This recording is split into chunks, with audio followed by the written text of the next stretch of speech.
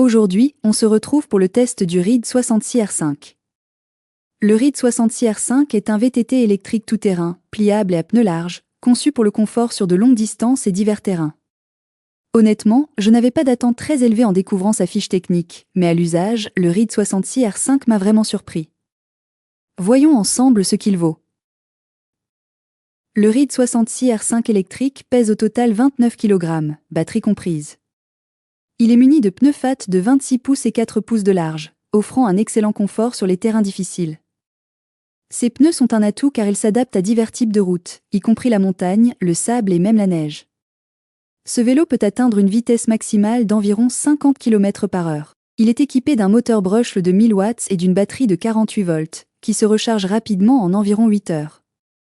Son autonomie permet de parcourir jusqu'à 60 km sans recharge. Fabriqué en alliage d'aluminium, le RID 66 possède un design étanche qui facilite la conduite sur des routes humides. Il peut supporter un poids maximal de 150 kg et propose 3 modes de conduite que vous pouvez adapter selon le terrain. Vous pouvez choisir d'utiliser le RID 66 en mode sans électricité, simplement en pédalant, ce qui est pratique lorsque la batterie est faible ou si vous voulez faire un peu d'exercice.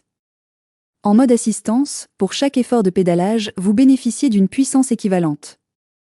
Si vous préférez une conduite sans effort, le mode électrique peut vous permettre d'accélérer à fond et de vous déplacer facilement d'un point A à un point B. Le tableau de bord numérique fournit des informations utiles, comme le niveau de batterie, la distance de votre dernier trajet et la vitesse actuelle. Vous pouvez également changer les modes avec des flèches.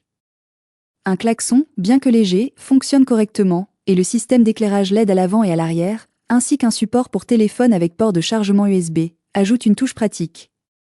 Ses avantages sont donc sa polyvalence des pneus, sa puissance de 1000 watts et une batterie de 48 volts. Et ses inconvénients ? Sont assez lourds.